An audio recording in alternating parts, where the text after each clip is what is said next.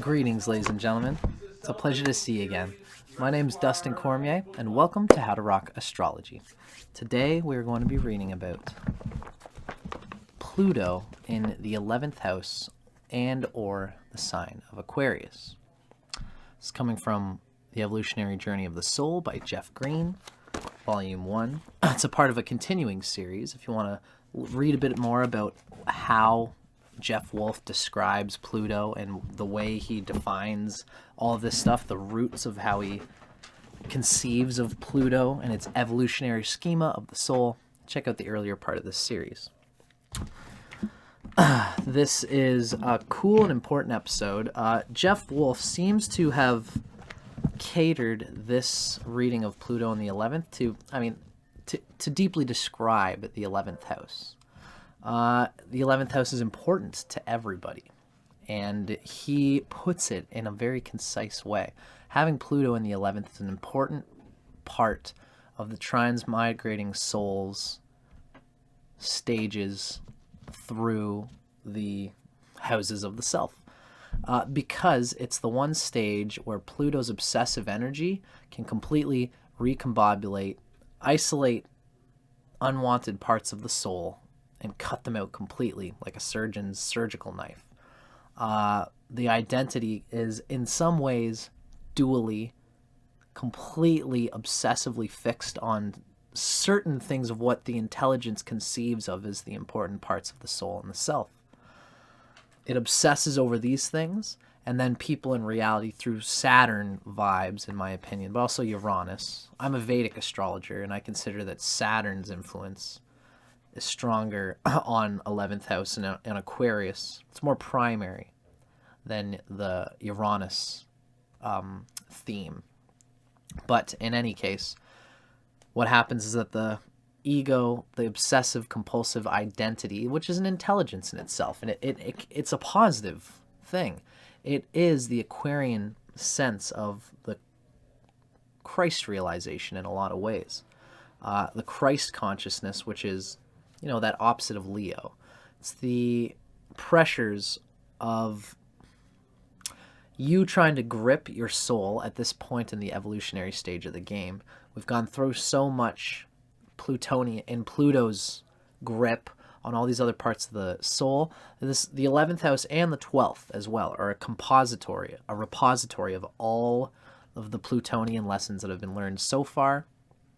Here in the 11th, you take all the bits of your past and you conceive of them in an intellectual way to be most important in this regard, in this regard, in this regard. You hold on to them, and then the pressures of Saturn and of the world show you how right or how wrong you are of your idea of how to be the best human that you can be.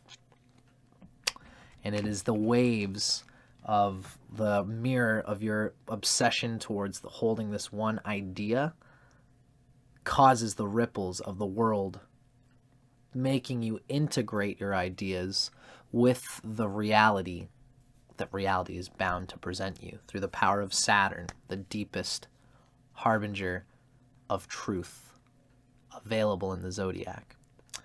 But, it's as well as Uranus. In fact, I would say the Uranus, like ecstatic, revolutionary, unstable energy comes from Saturn holding so obsessively and willfully in a fixed air sign mentally. We have an idea of ourselves that we hold on to, and we hold on to it so deftly that the world starts to shake around us. The firmament begins to glimmer with the delusory hallucination that is reality, because things will start to shake and our ideas of ourselves, our ideas of our reality begin to implode because we're putting so much fixated energy on certain things. So this house it's a deep test of the soul. And, everyone's going to take to it differently. Depends on what is the 11th Lord, in my opinion. What's the planet that's ruling the 11th house, or the 11th house cusp is especially. How is that planet placed in the chart? Are there any aspects to this house and to Pluto in the chart. Is there any aspects to Saturn and Uranus? How well are they placed? Saturn will show whether the person can make it through the unknown or the pressures of pushing themselves against the past, against what they've been. Uranus's stability shows whether the person can deal with the instability of pressing into the unknown, against the past, towards ideals, despite the resistance from the karmas that we're upholding and the attachments that we're upholding. The world in Saturn is going to make you let go of your attachments to these ideas, to have the ideas, but it's the attachment to your ideas that is stopping the transmission of Saturn and Uranus's enlightening truth to come through. It's not the ideas that are bad, it's the attachment to only using this universal principle all the time. You know, it's like having the principle of ahimsa, for example, non-harming. You have this idea of, I've decided through this Plutonian 11th house energy that I'm going to get into Indian spirituality and I'm going to practice ahimsa and I'm going to be completely non-violent. And then someone comes along and grabs you by the scruff of the hair and says, hey, I'm going to go and take money from your mother over there and there's nothing you can do about it. Are you just going to stand back and let that happen? I don't know. Maybe you believe that ahimsa would ultimately still come through in that situation, but these are the kind of things. You can't just hold on to this idea. You have to integrate yourself in every moment with reality, with the ideas that you uphold. How exactly is this all going to come out? Well, we are about to discuss it. It's Pluto in the 11th house, or Aquarius. We're 7 minutes in, and I've only just given my little personal spiel on the subject. But now we're going to get into Jeffrey Wolf's actual reading. This is the reading that you guys came for. So instead of me blabbering on, I'm just going to go on and I'm going to get into it. But again, keep in mind that it is very cool that Jeffrey Wolf Green is not only speaking about Pluto in the 11th house, but in this chapter, he gives an enlightening picture of what our 11th house is, why it's important, relationship to gains, as relates to the soul. And it's a very good expression of the importance of the 11th house. So let's get into it. This is Pluto in the 11th house, or Aquarius. Individuals who have Pluto in the 11th house, or the sign of Aquarius, have been learning to break free from crystallized and outmoded forms of self-definition as reflected through the composite effect of society, parents, friends, or anything else by which the individual was influenced in his or her early years. In effect, the evolutionary intent has been to shed the skins of the past. In general, there are 3 ways in which the 11th house Pluto individuals respond to this evolutionary intent. Some of these individuals have been learning how to leave behind everything that constitutes the past in this and other lifetimes.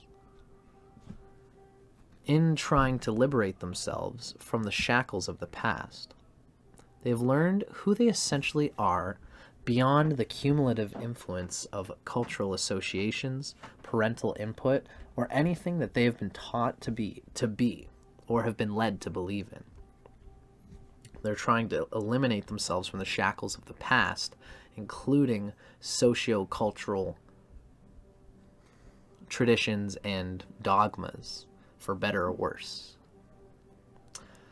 As a result, these individuals have needed to reject any situation that arbitrarily defines them, that tells them who and what to be and how to act. By rebelling, they have learned to deflect any external agent that has tried to limit or define them in any way that did not naturally resonate to what they felt they were or trying to become. In this way, 11th house Pluto individuals have been learning how to remove themselves, to pull away from the mainstream of society. They've been learning to resist becoming shackled, conditioned, or defined by the customs of society, by the customs of time and space, and thereby the Pluto in the 11th individual has developed a sense of objectivity and detachment. It is as if they have learned to stand on the sidelines of human activity, viewing themselves and others from afar. Because of this, they are disconnected from the bondage of any forms of national or cultural identity, considering themselves as an island unto themselves, a sovereign nation among nations. As a result of this evolutionary response, these individuals have also learned to sever all attachments that prevent further growth. This is ultimately a positive here. They've learned to sever all attachments that prevent the freedom to explore new ways of discovering themselves. These individuals have developed the ability to pinpoint those elements within themselves that are no longer of any use to them. These elements can be emotional patterns, desires, ways of interpreting inner and outer reality, and ways of relating to themselves and society. By focusing upon these outmoded elements, these individuals come to understand how each aspect of their personal identity influences and conditions the manifestation of every other aspect, and so the entire structure. Bumping and adjusting something at the front is going to bump and adjust the whole thing the whole way through. It's like if you see a train coming through, if the first train has to, for some reason, the first cart decides to move faster than the rest, it's going to push forward, and then it's going to bump the things ahead of it, and everything ahead of it's going to get bumped. And as soon as it bumps, it stops, and everything behind it bumps into it. And it's just this whole train of effect from one cart's activity. Now, Jeffrey Wolf gives an even better one here. To give a simple analogy, this process is like making a pie. We can entirely change the flavor of the entire pie by changing or eliminating some of the ingredients. In a similar way, these individuals have learned to observe themselves objectively in order to understand how and why they are the way they are, and to change or eliminate any ingredient or component that is preventing further growth. Any area of life to which these individuals apply themselves will be closely examined in order to expose that which needs to be changed or eliminated. The actual areas of life to which these individuals apply themselves will be determined by their evolutionary and karmic requirements. So it's like different people will react to this evolutionary intent to be this revolutionary consciousness, or this standing outside of themselves and others in the relationship between those two. Different people will react differently to all of this based on their level of soul evolution. And the actual areas of life which these individuals apply themselves to will be determined by, again, their evolutionary and karmic requirements. So, the Pluto in the 11th, or Aquarius, individual has a natural innovative capacity because of their inner need to explore new approaches that allow for ongoing personal discovery. It's not uncommon for others to reject or feel threatened by this person's innovative approach, because innovation threatens the traditional way of doing things. When tradition is threatened, the sense of security is also threatened. In many cases, these innovations are ahead of their time and cannot be assimilated into the existing scheme of things. The change is considered too radical, too much of a departure from tradition. Even the very lifestyles of some 11th house Pluto individuals will threaten the mainstream of society, the mainstream of collective beliefs, laws, and customs. Many who have needed to experiment through rebellion or rejection of the past will create new beliefs, new customs, taboos, and norms. These are the individuals who will have and will be classified by society as bizarre, radical, revolutionary individuals who are just, or, they're just different, very offbeat.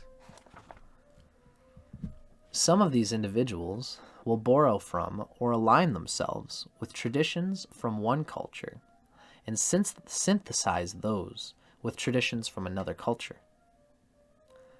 In so doing, they will apply them in a new way relative to their existing socio-political context or environment. These are the people who live more or less on the fringes of society, seeking out friendships with others of like mind. Some will even attempt to create or establish new social groups within the existing society or culture, or in some way becoming involved with an established group of people that is also operating on the fringes of society. In extreme cases, this makes sense because, these people are seeking others who also jive to this psychedelically always variegating instinct. And they want people who can be just as outre and revolutionary to some kind of mainstream picture. In extreme cases, some 11th house Pluto people in this group will drop out of the system or society altogether. They can become antisocial because they feel there is no meaningful role for them to play within this society, or no way to integrate or establish their personal and social vision within the existing system. And this could be a crushing thing for these people. These people are called radicals, hippies, outlaws, anarchists, or subversives. In a few cases, some will turn vindictive and attempt to destroy or bring down the system in some way. Do that Plutonian 11th house not being able to connect it in a constructive, stabilizing way. It's weird because 11th house is so unstabilized and it's unsettled. It's kind of chaotic. But, this Pluto in the 11th person needs to find some stable platform through which they can dismantle the very ground that they're standing on, but hope that it still stands. Their instinct is to dismantle, and they go right at their own feet, right at their own personality, their own ego, their own family, their own culture, their own society, and their own group. Whatever group they find themselves in, they're going to look at their own feet and get sucked into the revolutionizing of it, the unsettling of it, the making it better and testing it, and these sorts of things. And, they've just got to be careful that they are not turned into an acid which dissolves the container that holds it. Now, the evolutionary necessity is to learn lessons of objectivity, detachment, and the need to sever all attachments that prevent growth. And this necessity can be learned through the experience of intense emotional, intellectual, spiritual, or physical shocks in the body or in any of these spheres. These blows can occur through close personal friendships, casual acquaintances, random meetings with others, or through the mainstream of society itself. This is Saturn and Uranus putting pressure on the 11th house Pluto individual who's holding on willfully, mentally, cerebrally to this or that ideal or identity or what have you. Society is going to test your resolve, your truth, and is sometimes it's just going to backlash on you just because of the ripple caused by the intent of your truth, which could very well be something deeply important. But because Pluto in the 11th house, or Aquarius, can create very rigid and fixed ideas about how things ought to be, how the individual ought to be, how others should be, or how society should be. Other people who perceives these ideas as too radical or limited or unrealistic, they'll deliver the necessary challenges and confrontations, the lessons. The effect is to induce an objective awareness within the individual relative to his or her attachment to these ideas. It's the attachment to the ideas that gets this Pluto messed up, because Aquarius is fixed ideas. And to have an obsessive Plutonian need to survive emotionally through that means that you're going to obsessively, compulsively stick to these ideas and even get attached to them. And it's this attachment that causes you to not be able to deal constructively, you know, like in that moment where you're an ahimsa nonviolent person, but then someone comes up and says, I'm going to take all your money if you don't do anything about it. And you say, well, I'm ahimsa, so here you go.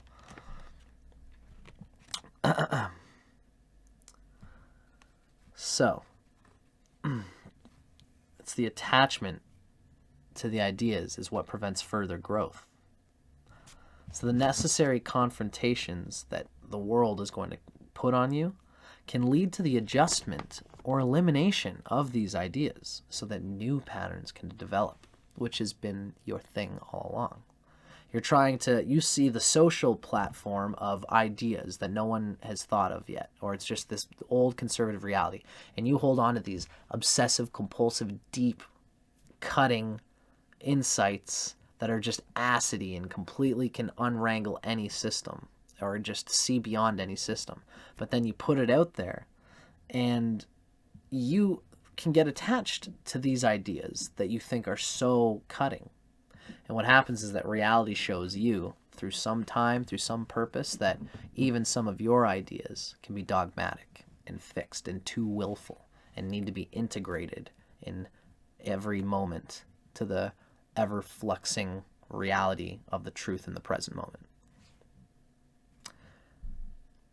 Because of the compulsive nature of Pluto and the need for emotional security linked with these ideas, it's Pluto relates to a deep sense of compulsion and emotional security.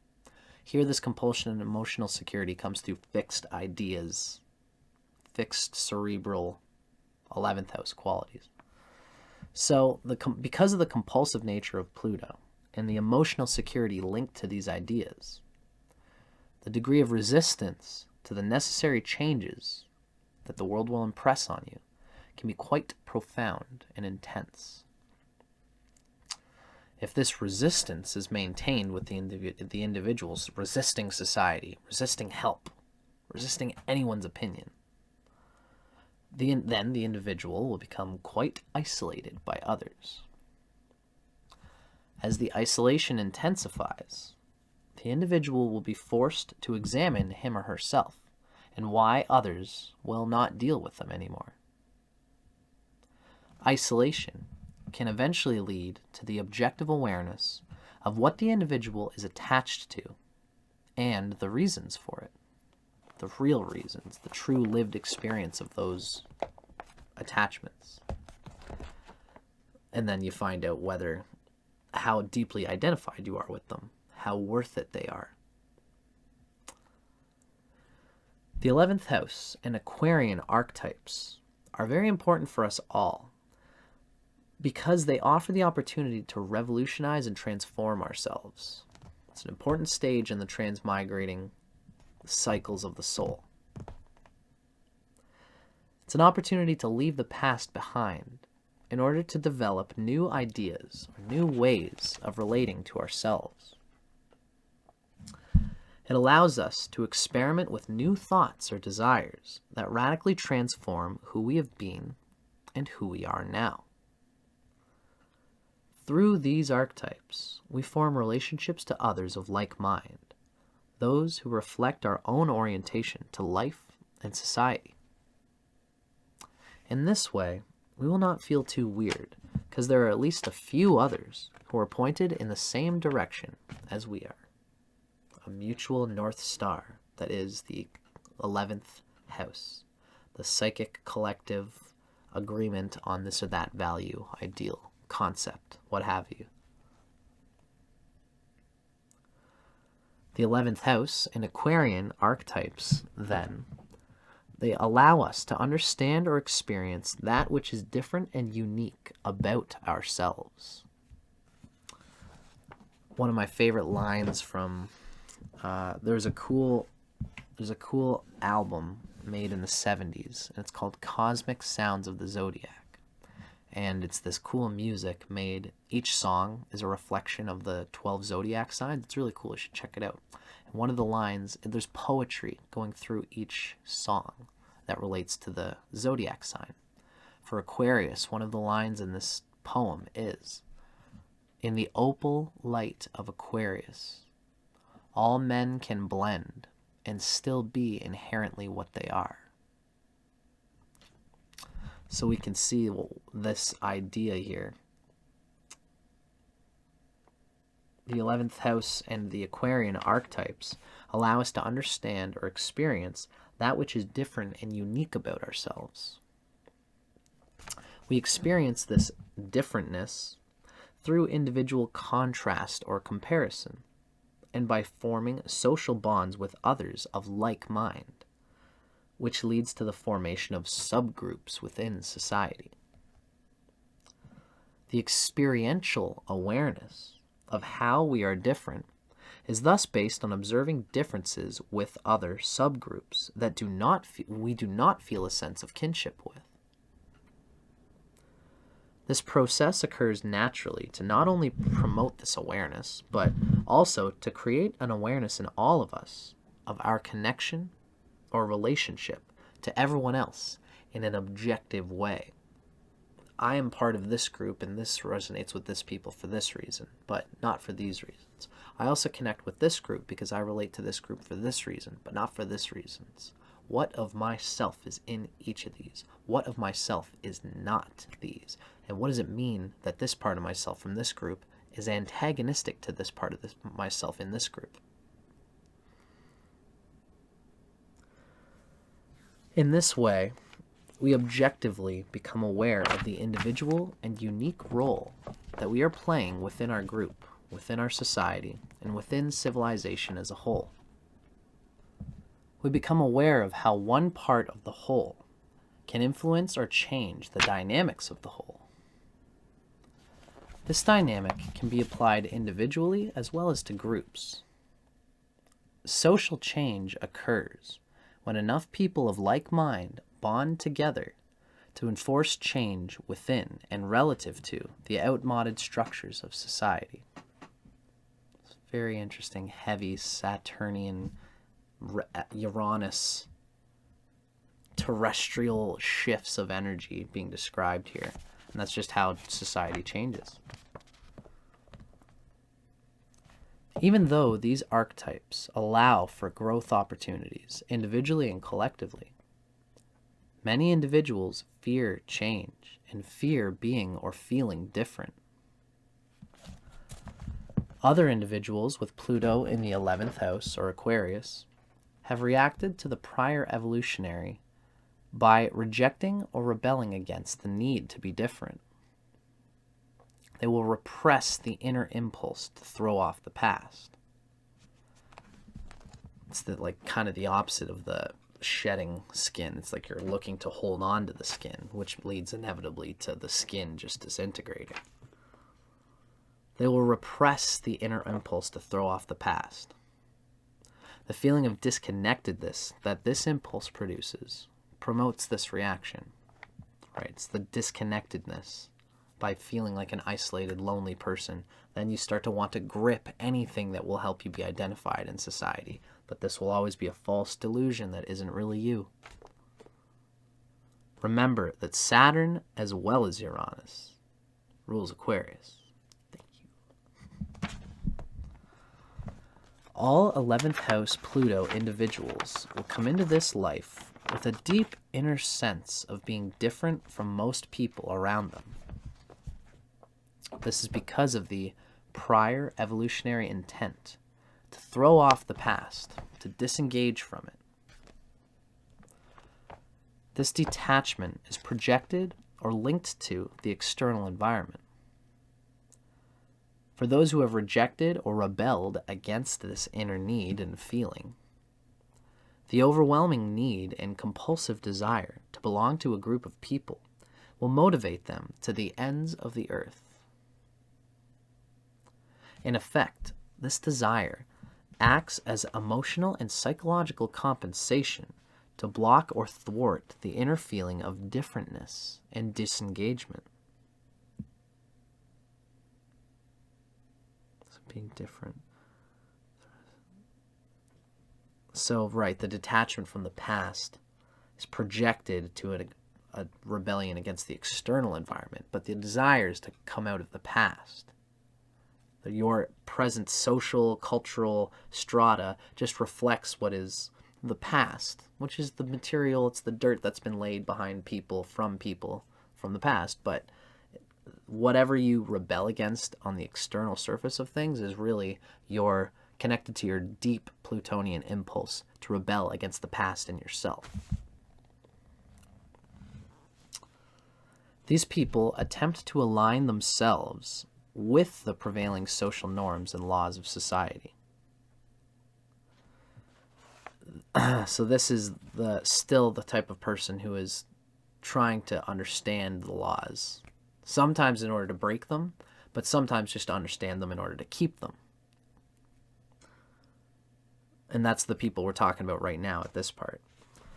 As long as everyone else is doing it, whatever it is, they will do it too in order to belong to the group. It's the people who are holding on to the skin of society, trying to identify with it.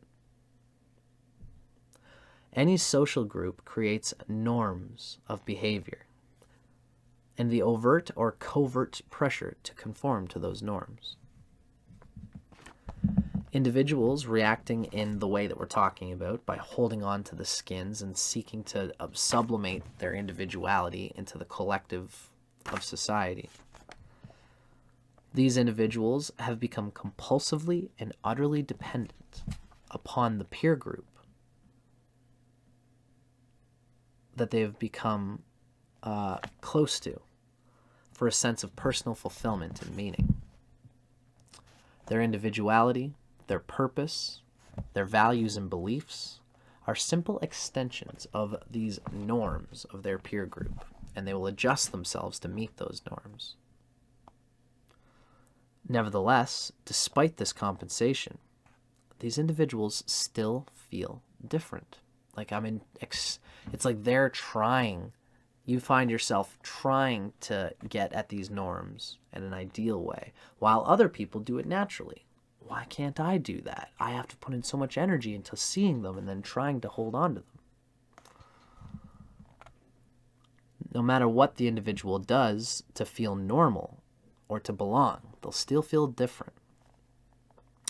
This feeling will promote the typical Plutonian question, why, relative to the free will that we all have.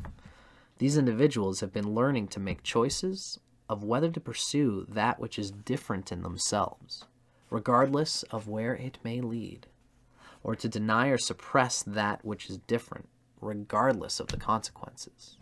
This is the tug and pull of Pluto here. Some have taken a few tentative steps to try to break free, only to retract and try again.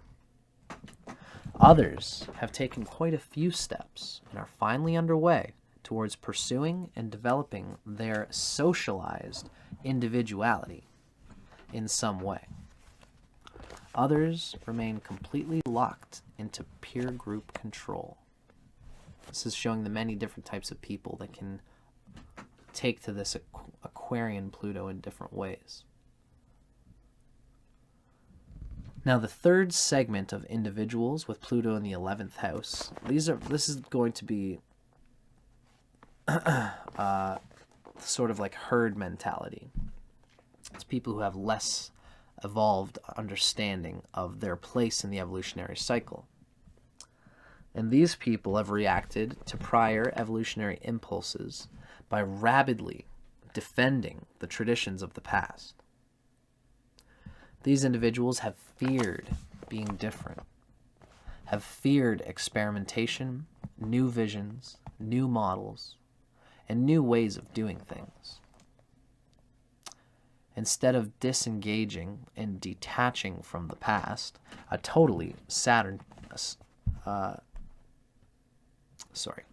instead of disengaging and detaching from the past, these people have manifested a fixated death grip upon the past, a totally Saturnian reaction. The first segment of people manifested a Uranian response to this prior evolutionary intent. So the first types of people were just completely letting go of the energy. I see. Okay, so there's three types of people that are depicted here. There's Uranus, which is purely rebelling against the world. There's a Uranus and a Saturn one, and this is the second one.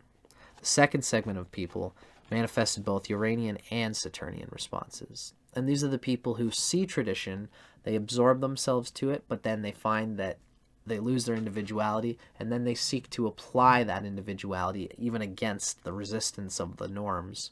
But they can only do it for so long. Then they have to sublimate into some norms again, and those norms eventually repress their individuality enough for them to explode again. And it's this Uranus and Saturn roller coaster. Now, this third group is purely Saturnian. Yet, even people who respond in this purely Saturn way, this death grip on the past, will feel different because they will sense that time is passing them by. These people are social dinosaurs. Individual and collective life is always growing, always in a state of becoming, of evolving. It is exactly this obvious process that these people fear, because almost any change, any departure from tradition is perceived as undermining or threatening the old and the old order and stability of the way it used to be. These individuals use the old order as a panacea to correct the perceived ills of the moment and to project into the future the way that it should be. The way that it should be. So lots of dogmatic energy available possible here. Rather than allowing themselves to develop a new vision to apply to a changing world, these people project an old, tired vision upon the future as the cure for the problems of today. If only it was like how it was back in the day. This orientation reflects the fact that these individuals are inwardly suppressing, in a desperate way, the inner impulses to shed skins from their own prior lives and the patterns of identity association that are based on those old ideas.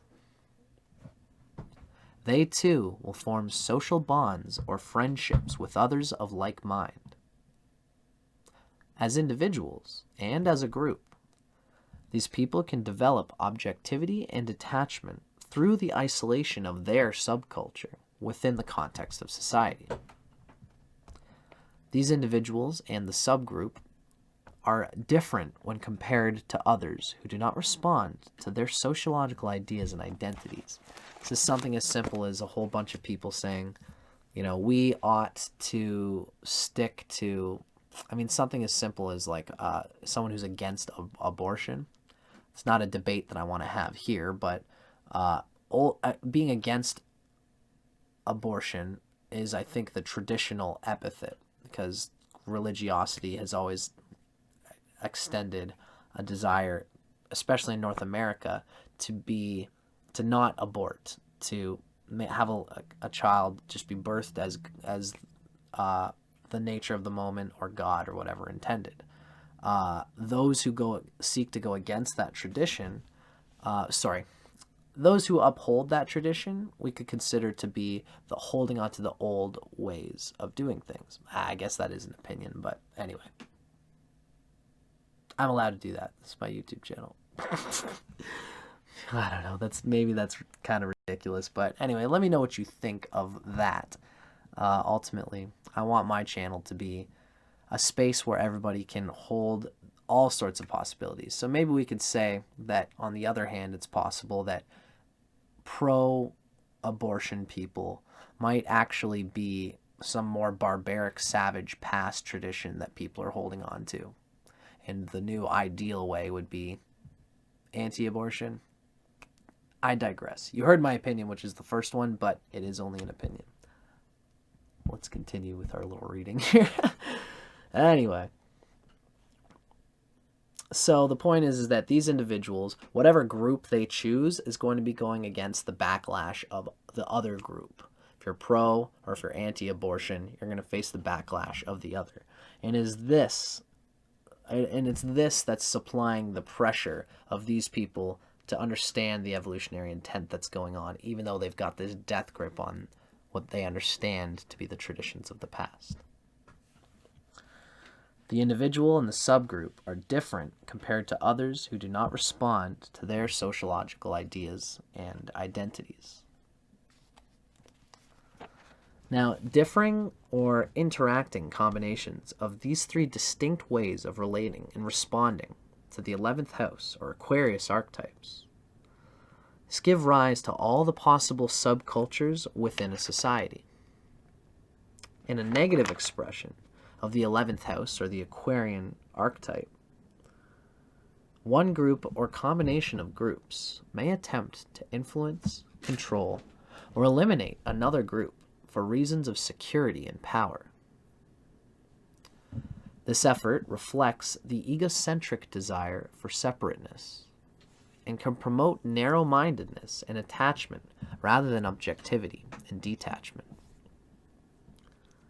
An individual can react to another person in the same way for the same reasons. Okay, so yeah, this is saying an individual, while this happens with groups, it can happen with individuals too. So, positively expressed, group and individual differences will be tolerated, accepted, and encouraged. Combinations of positive and negative reactions occur.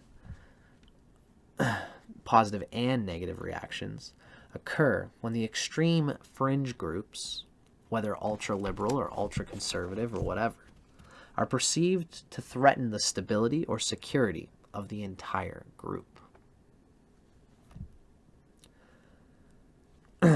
Clues found in the birth chart indicate which way an 11th house Pluto individual is likely to gravitate regarding group identification. So this is like Jeffrey Wolf has given us a few pictures of how people can manifest with this Pluto energy.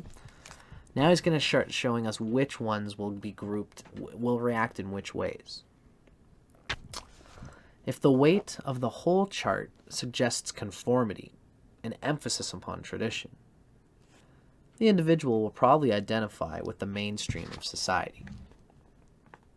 If the chart suggests nonconformity, the Uranian extreme, then the individual will likely identify with fringe groups.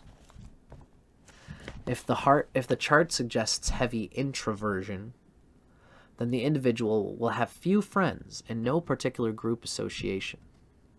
He or she may possibly be a group of one. In addition, we also need to consider the evolutionary condition of the individual. So this is actually, the three ways we've described through the Uranian impulse, the Saturnian-Uranian mix, and then the Saturnian reaction. So three different ways that this can express, but it doesn't necessarily describe the evolutionary level of old soul integration of the evolutionary impulse. I had mentioned that I thought that's where he was going with this. I'm kind of reading this with you guys.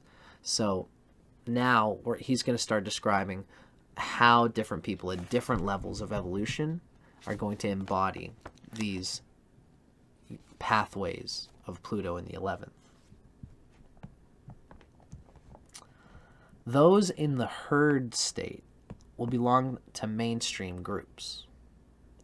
Those in the herd state is like a lowest form of a spiritual evolution where they're just going to get this feeling of the flux of their values and group values and what have you through the mainstream group, just what everybody else is going with. And they're going to feel the pains of the sheep, being a sheep in a world whose collective understanding and ideologies are always twisting and shifting and chucking with whatever reality gives, you know. Those people must be having a crazy time right now while Pluto is coming up to the sign of Aquarius and the world is shuddering in the weird way that it is here in December of 2020. But I digress.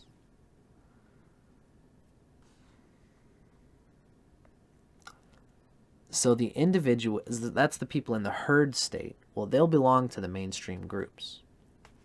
Now, those in the individuated state, this is just before the spiritual state, where you see yourself in context. But before you see yourself in context, in spiritual wisdom, transcendental, timeless context, first you got to see your own ego, which is a step above being in the herd state. Being a sheep, another number, and not even seeing yourself as an individual is the lowest state. Then what happens is rajas. You go from the tamasic, unconscious, dumb energy into a passionate state of self-individuation. And that's the rajasic quality. And these individuals in the individuated state, they'll belong to more independent-minded groups. It's those in the spiritual state. Those are the people who will associate with spiritual groups, or are connected to timeless trends and transcendental wisdom of the recurring human intelligence and spirit that goes beyond just being an individual for its own sake. They will be smacking their heads against evolution itself. Now, linking evolutionary condition to the energy balance of the chart, i.e., introverted, conformity, and so forth, will give a fairly good understanding of which subgroups within a society the individual will feel a kinship with. Some examples to illustrate this point would be an introverted/spiritual person would probably withdraw from any group interaction. An introverted conformity type would be a silent follower of the mainstream peer group. An introverted individuated type, so this is an extroverted individuated type, may be a leader for a splinter group, and so forth. The passion of egoic individuation gets expressed externally through an extroverted, the more Uranian consciousness. And Pluto's sign, whatever sign is holding that 11th house cusp, will give us additional clues. For example, a person with Pluto in Virgo may feel intensely shy and intimidated by social groups. He or she may feel critical of the group they are connected with, and the group may be critical of him or her. This individual may succeed in finding another group that reflects his or her own ideas, and from the bunker of that group may hurl critical hand grenades at all other groups that are different. As an example, many people who belong to the punk rock group prevalent in society today at Jeffrey Wolf Green's time have Pluto in Virgo. As a group and as individuals, they tend to react in this way described. The punk vibe. Interesting. Now, let's use a case history to illustrate these dynamics in detail. And this is where Jeffrey Wolf Green is going to give us a little description of how he relates to Pluto, especially intermixed with a reading of the North and South nodes. This is sort of Jeffrey Wolf Green's depiction of how we use the foundation set by the South node, the vessel, the past life vessel of the South node, combined. So that's what keeps us going, whereas the North node is how we express and integrate that which has been against our past paradigm. Pluto is in the same way, but Pluto is more like an emotional compulsion level. It's more active, obsessive, whereas like South Node and Rahu are like passive obsessive. It's my own sort of depiction of the energy, but again, if you want to hear a bit more about how Jeffrey Wolf Green describes these things, feel free to check out the videos at the start of this series. Now, he's going to show us a chart here. First, I'm going to describe it a bit, and then we'll go into it. This is a case history. So he's going to tell us about a woman who has Pluto in Cancer in the 11th house. The South Node is in Gemini in the 10th house, one sign behind. The planetary ruler, Mercury, is in Aquarius in the 6th house. So we're going to say that again. Here we can see Pluto in the 11th house in Cancer. And the South Node is in the 10th house in Gemini. And Mercury, being the ruler of that South Node in the 10th, is expressing its 10th house energy through Aquarius in the 6th house. Now, this woman is in the individuated evolutionary condition. So she's not in the herd state. She's starting to develop some self-awareness, but she can't see that self-awareness in a spiritual context just yet. But she is above those in the herd state consciousness, and she's getting the game and starting to pour some energy into this Plutonian experiment that happens at this evolutionary stage. This woman was born into a black, lower-class family in Los Angeles, California. Her parents provided the best they could for her, and her father worked as hard as he could to save money for her education. He refused to allow her to get stuck or victimized by her race or her subcultural circumstances. His message early on was that she should become what she wanted if she made the effort and was determined. Her immediate environmental circumstances were to witness the poverty and suffering of her neighbors and the messages from society about being black. When she was around 15, she decided to become a social and community worker so that she could help improve conditions for her race. She refused to become trapped or to give in to the racial discrimination of her times. She refused to wallow in self-pity and resolved to do whatever it took to get herself through school. She knew deep within herself that she was different, yet she totally understood the reasons why her people felt as they did.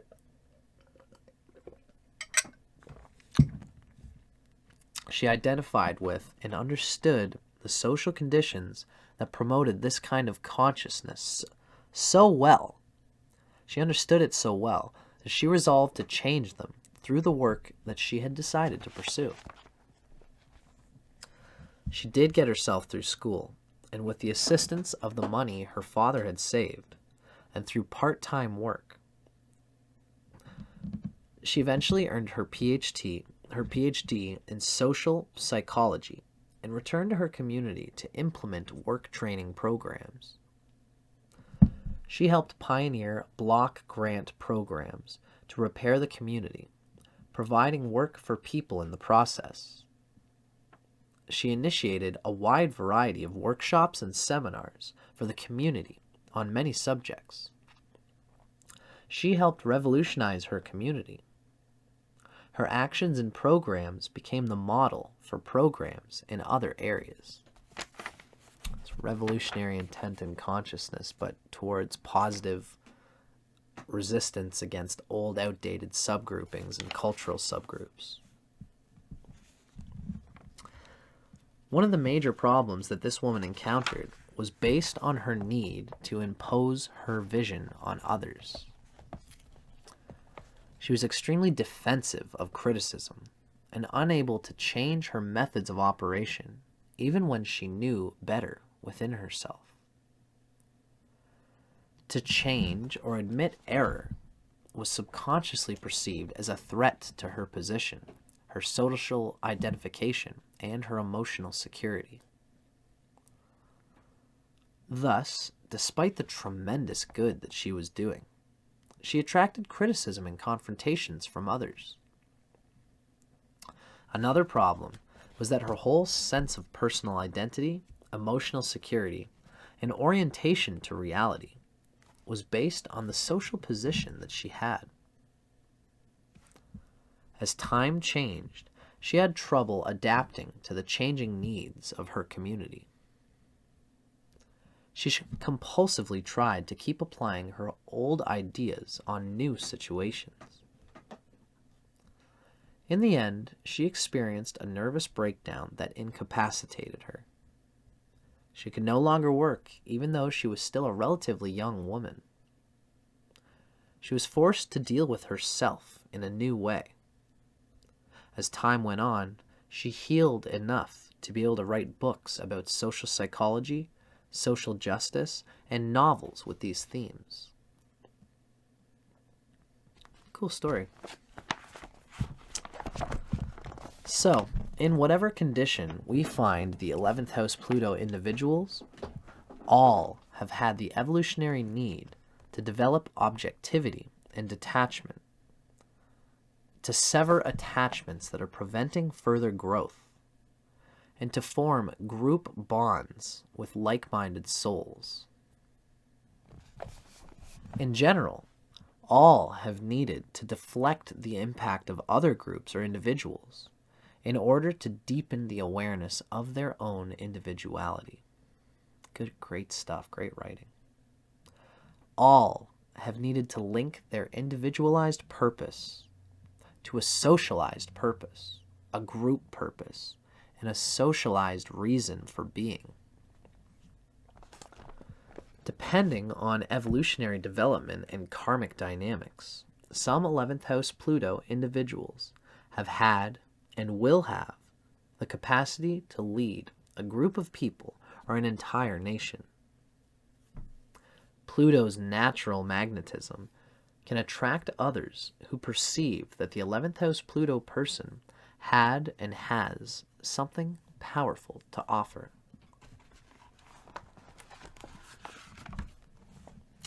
Many of these people, based on prior development, possess an inherent ability to understand group needs and to uncover the basics of group dynamics in order to understand all the individual roles and functions that constitute a group. Those who have leadership capacity and are future-oriented can develop comprehensive social visions as to how a group of people or a society should change in order to progress and grow. They will experiment, try new ideas, and adjust as necessary. In certain cases, they will experiment with new ideas, but then resist the changing blueprint, even in the face of intense confrontations, thus bringing about their own downfall or the downfall of their ideas. Others may attempt to affix old visions upon new situations. Such a leader may attempt and may attract followers for a time, but because the ideas are old, a downfall is usually guaranteed. On another level, Pluto's natural repulsion can also create total isolation for some individuals with Pluto in the 11th house by an entire group or subgroup. It's possible that this person could even deal with bullying at some level for these sorts of things. or their group can be bullied by a larger group for whatever reason. We must look to the total nature of the individual's karmic signature and background in order to determine the evolutionary and karmic necessity for this situation. Now, Jeffrey Wolf always gives us a polarity point, which we are supposed to integrate while still keeping ourselves. We are obsessively, compulsively expressing this 11th house or this Aquarian Pluto energy. And we need it. There's an emotional compulsion that requires that we keep those deepest ramparts of ourselves. But we need to integrate those deepest ramparts with the shadow, with, in this case, the Plutonian, Leonine, individuated sense of power, which is going to eventually blesh into what leadership truly is from within and without. The polarity point is the 5th house, or Leo. The evolutionary intent is one wherein the individual must learn how to take charge of his or her own destiny. They must learn how to implement their ideas about themselves, that which they see as possible for their lives, the goals they want to accomplish, and the ideas pertaining to future possibilities. One of the most common symptoms that individuals with the Pluto in the 11th house experience is thinking about the possibilities pertaining to their future, which can go unacted upon.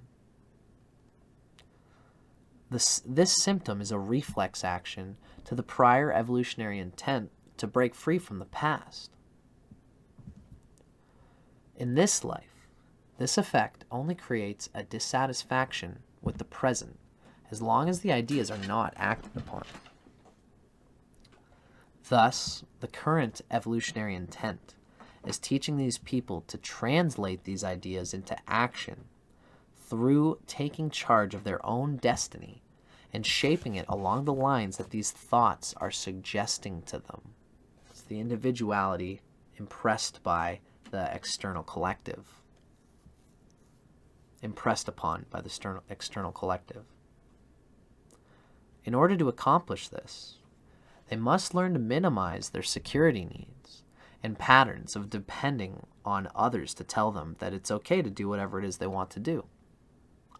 They must also learn not to wait around until everyone else acts first, and not to wait for others to support their ideas regarding strategies for themselves and others. This is the Leo point. Trust me, not for any other collective purposes' sake, but trust me. Of course, you end up being the mouthpiece for those things in the background, but you are your own expressive, dynamic influencer for your own destiny and way of applying your understanding of that collective background. Those who have been repelled by others or by society, who have been forced to stand on the sidelines, must learn to develop their own individual purpose and link it to a socially relevant need.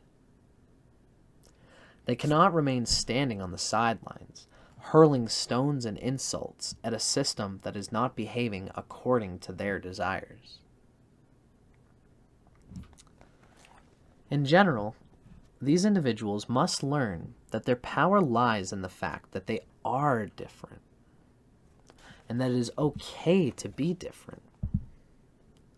By learning how to act and implement, they can become effective leaders in any area in which they are evolutionarily and karmically destined to play. All individuals with Pluto in the 11th house have the inherent power to act as instruments of innovative and creative change in whatever area of life they choose. Even the rabid defenders of the past can exert a positive influence as stabilizing agents if changes are happening too quickly or are obviously off course. All of these individuals must learn how to detach, objectify, and sever their most cherished visions as to how things should be when those ideas or visions are not appropriate to the situation at hand. It's the integration. Through environmental challenges or confrontations, they must learn to objectively and impersonally change what must be changed. The potential trap is to remain detached in stoic defiance against those who do not agree with them, hence to not change. All of these individuals can experience emotional shocks, disappointments, leavings, and rejections through friendship.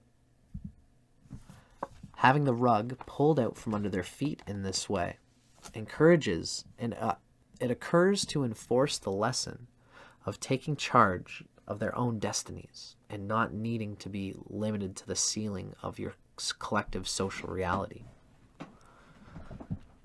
The severing of dependencies on others cannot help but to enforce this lesson. In addition, this kind of event will enforce the lesson as to what really constitutes a friend and what does not. In general, these people will only have or be allowed a few close friends at any one time in this life. In certain cycles, they may experience a total lack of friends. By learning these lessons, 11th house Pluto individuals can play a variety of socially meaningful roles. Their natural inventiveness and creativity can shine. The resulting metamorphosis will produce self-confident individuals who possess the power to understand objectively and the experience of what they are objectively, why they are the way that they are, and how to best actualize their own creative purpose within the context of a social need. In this understanding, these individuals can assume socially relevant and meaningful roles that have the power and potential to transform the existing barriers that are restricting further growth and evolution in the area of life to which they have applied themselves. In the same way, these individuals can promote this understanding in other people and even in whole nations. The Pluto in the 11th in one person expresses climatically, transversally to the 11th house in everything around it, because that's a pipeline of the individual to the collective that for whom the microcosm and the macrocosm are affecting each other by every gesture. So that was Pluto in the 11th, ladies and gentlemen. In each one of these readings, Jeffrey Wolf gives us a few common characteristics of Pluto in the house that we're talking about. So this will be before we end. We're going to look at some common characteristics of those with Pluto in the 11th house or in Aquarius. They can express behavior ranging from being extremely antisocial to following the crowd to extremely antisocial, following the crowd, or rabidly defending tradition. They have intrinsic feelings of being different. They have some obsessive and compulsive thought patterns, which a therapist might be able to help.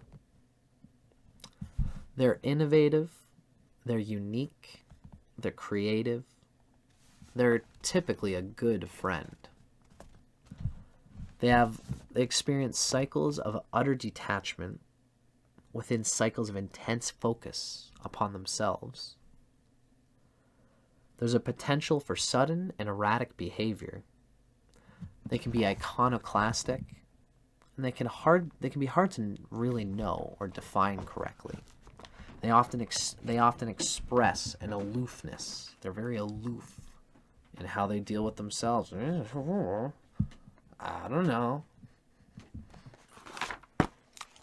And that's how these people generally tend to operate.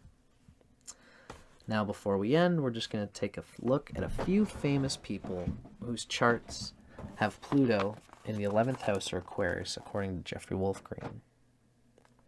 Here we have Albert Einstein, Cancer rising, Pluto in Taurus, which is pretty sweet. Here we have Jesse James,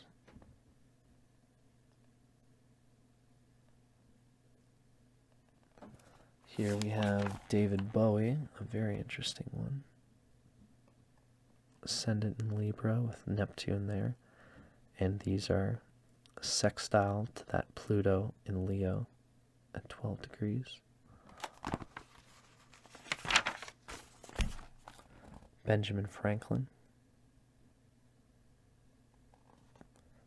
Lyndon B. Johnson.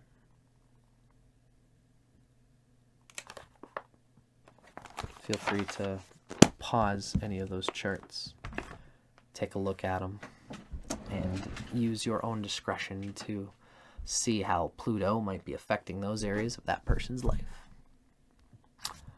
So that was a long one. I'm Dustin Cormier for How to Rock Astrology. That was Pluto in the 11th house or Aquarius. It's an incredible individuated energy, for better or worse, but it always ends up being a powerful energy. It's a fixed energy, fixed house. And if all the things in the chart are aligning in the right way, this can make for a person who can contribute to society in some incredible ways, some necessary ways. But like any Pluto placement, in order for them to give the gifts, you have to go through the work and deal with the crazy dissolving of skin, resorbing of skin, dissolving, resorbing that Pluto is akin to. Now I hope you guys dug that. Let me know if you did. Feel free to like the video, leave a comment, and feel free to subscribe if you like the way that I do these videos, because I always got more coming through. If you keep watching, you'll find that in time I'm going to have aspects to Pluto, aspects of planets to Pluto, and a few other things before I start working on some other things. So keep your eyes peeled and keep your eyes on the skies, folks. Thanks again for watching. I'll see you guys on the flip side. I hope you enjoyed the video.